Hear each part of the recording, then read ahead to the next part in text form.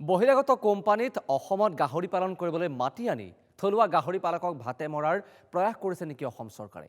এতিয়া সেই প্ৰশ্ন চিন্তাত পেলাইছে ৰাজ্যৰ লাখ লাখ গাহৰি পালকক। কাৰণ থাইলেণ্ডৰ কোম্পানীৰ সৈতে অসম চৰকাৰে স্বাক্ষৰ কৰিছে বুজাবুজি চুক্তি। আৰু সেই চুক্তি অনুসৰি থাইলেণ্ডৰ কোম্পানীয়ে অসমত খুলিব গাহৰি ফাৰ্ম। আৰু এই সিদ্ধান্তই অসমৰ থলুৱা গাহৰি পালকৰ পেটত গুৰ মাৰিব বুলি শংকা প্ৰকাশ কৰা হৈছে।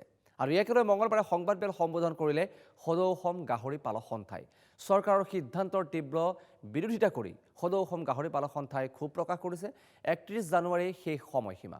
এই সিদ্ধান্ত বাতিল নকৰিলে, সমস্যাৰ সমাধান নকৰিলে এডভান্টেজ আছাম 2.0ৰ সময়ত প্ৰধানমন্ত্ৰী অসমলৈ আহিলে উলংগ প্ৰতিবাদ কৰাৰ হুংকাৰ প্ৰদান কৰিছে গাহৰি পালক সন্থাই। এই সিদ্ধান্ত বাতিল নকৰিলে ৰাজ্যত যদি গঢ়ি তোলা হ'ব তীব্ৰ আন্দোলন। অসমত 10 লাখ গাহৰি পালকৰ জীৱন জীৱিকাৰ কথা চিন্তা কৰক চৰকাৰে। গাহৰি পালনৰ ক্ষেত্ৰত 90% লোকেই হিন্দু। তেনে ক্ষেত্ৰত সততে হিন্দুত্ববাদৰ কথা কোৱা চৰকাৰখনৰ সিদ্ধান্ত হিন্দু বিৰোধী কিয় বুলি প্ৰশ্ন উত্থাপন কৰিছে গাহৰি পালকসকলে। আৰু গাহৰি আমাৰ আৱেগ আৰু স্বাভিমান। আমি বহিৰাগত কোম্পানীক গতাই নিদিওঁ, স্পষ্ট কৰি কৈ দিছোঁ, এই বুলিও তেওঁলোকে সংবাদ মাধ্যমৰ সন্মুখত মত ব্যক্ত কৰিছে। CP গ্ৰুপছ নামৰ যিটো কোম্পানীক চৰকাৰে ইয়াত বৰপিয়া পাৰি দিয়াৰ ব্যৱস্থা কৰিছে, এই ব্যৱস্থাটোক বিৰোধিতা কৰিছোঁ।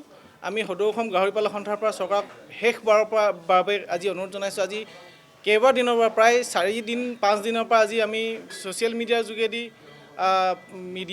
মেইন মিডিয়া ষ্ট্ৰীমৰ যোগেদি আমি চৰকাৰলৈ আহ্বান জনাই আছোঁ, যাতে তেখেতলোকে এই যিটো বহিৰাগতৰ কোম্পানীক আনি অসমৰ 10 লাখ গাহৰি পালকক পেটে ভাতে মৰা যিটো ব্যৱস্থা কৰিব বিচাৰিছে, এই ব্যৱস্থাটোৰ পৰা বিৰত থাকিবৰ কাৰণে তেখেতলোকক অনুৰোধ জনাইছোঁ।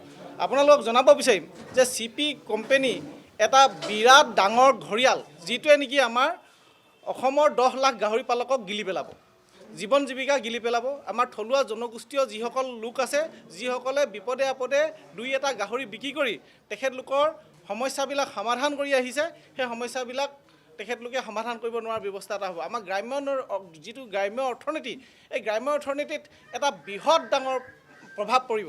সেয়ে আমি চৰকাৰক অনুৰোধ জনাব বিচাৰিম যে বহিৰাগত কোম্পানীক অসমত অনাতকৈ